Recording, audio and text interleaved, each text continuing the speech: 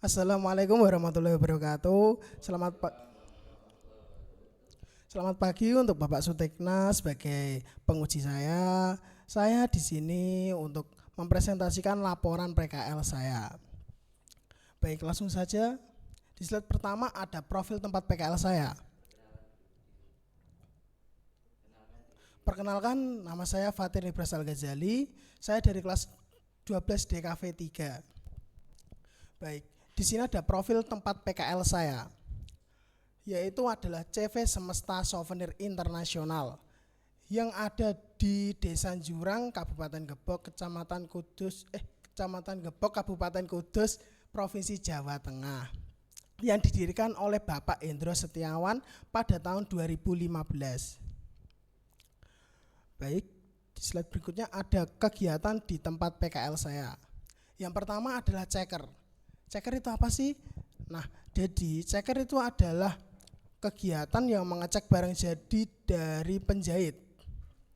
Jadi dari pabrik industri kami itu mengirimkan bahan mentah yang sudah siap dijahit. Nah, setelah dijahit nanti itu melewati checker dulu, Pak. Jadi tugas di checker ialah menghitung barang yang sudah jadi dari penjahit dan mengeceknya ulang apakah ada kecacatan atau tidak. Nah, setelah saya di checker, saya dipindah di packing. Packing apa? Packing souvenir. Souvenir tas. Di packing souvenir tas, saya itu berkegiatan salah satunya adalah menghitungnya kembali setelah di packing satu persatu. Nah, setelah dihitung kembali nanti di packing lagi, Pak, untuk bisa dipaketkan dan siap dikirimkan ke pelanggan. Nah, setelah saya di packing, saya dipindah ke sablon. Tugas saya di sablon awalnya adalah menghitung kain sablon.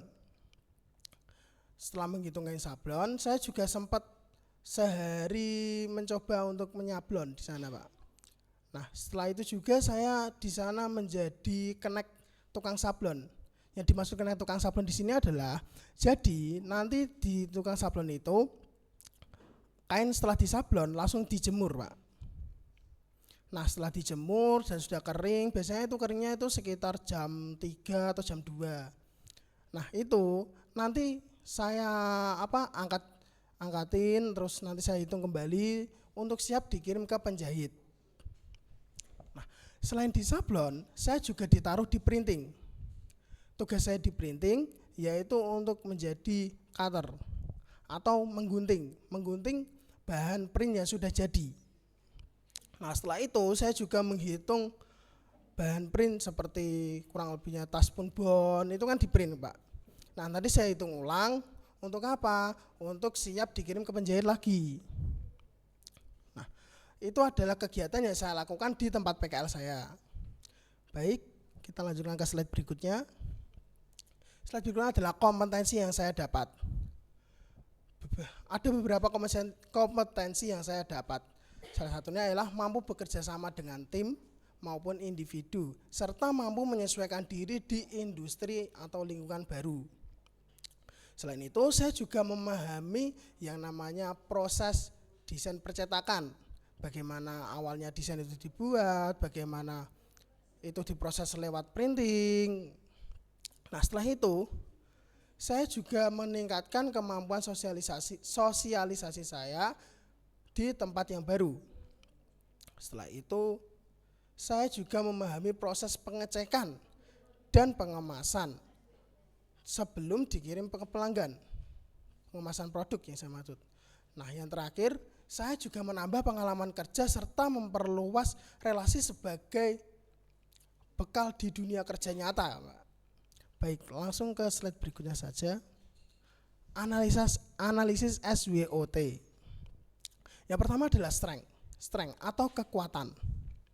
Kekuatan tempat industri saya ialah produk souvenir merchandise beragam, menerima pesanan custom, berpengalaman dalam sablon dan printing, memiliki sistem quality control, dan target pasar yang luas. Yang kedua adalah weaknesses atau kelemahan. Kelemahan di industri saya ialah bergantung pada pesanan event atau suatu acara. Yang kedua ialah produksi sebagian masih manual, seperti contohnya sablon, lalu cutting, itu masih manual Pak, belum menggunakan mesin sepenuhnya. Yang ketiga adalah kapasitas terbatas saat ada pesanan yang bisa dikatakan berjumlah sangat besar. Nah, yang selanjutnya adalah opportunities atau kemungkinan atau peluang, yaitu adalah perkembangan media sosial sebagai sarana promosi. Jadi di industri saya itu rutin yang namanya live di TikTok, live di Instagram. Untuk apa? Untuk promosi. Dan mereka juga rajin untuk upload bahan jadi seperti misalnya tas Punbon, tas D600, lalu ada thanks card, lalu ada topi ulang tahun. Nah, selanjutnya adalah banyaknya event sekolah dan acara-acara di luar. Sekarang kan banyak kan Pak, acara-acara di luar, lalu event-event sekolah yang membutuhkan souvenir-souvenir untuk sebagai apa sih namanya itu, untuk sebagai bahan bawaan atau bahan terima kasih kurang lebihnya, thanks card lah kurang lebih. Yang selanjutnya adalah trend merchandise, personal branding dan corporate gift. Nah, trend merchandise yaitu tadi seperti kayak event-event itu kan butuh merchandise yang berupa bisa berupa apa saja sih, tapi kan kebanyakan bisa itu berupa isi tas-tas souvenir kan, entah itu tote bag, entah itu tas-tas tote bag yang kecil untuk atau tas-tas belanja. Nah, threats atau ancaman, persaingan dengan percetakan dan vendor souvenir lain, itu bisa menjadi ancaman industri saya. Yang kedua, perang harga di pasar souvenir. Jadi itu juga bisa menjadi ancaman di industri saya. Dikarenakan apa? Dikarenakan jikalau nanti ada percetakan industri yang baru, itu bisa juga menjadi ancaman bagi kami karena bisa menjual dengan harga yang lebih murah. Nah, untuk selanjutnya yaitu adalah kenaikan harga bahan baku Pak.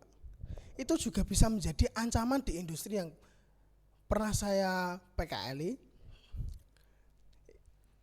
Dikarenakan bahan baku itu bisa dikatakan dengan saat ini tuh harganya cukup tinggi, dan jika itu naik terus menerus maka itu akan menjadi ancaman yang begitu mencekam untuk industri saya Pak.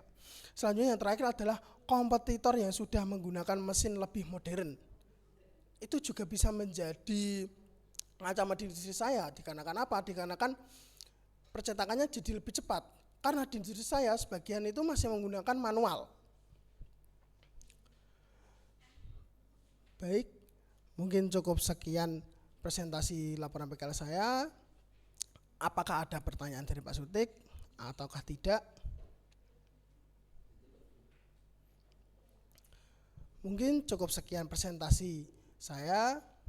Terima kasih telah mendengarkan dari awal hingga akhir. Maaf apabila ada salah kata.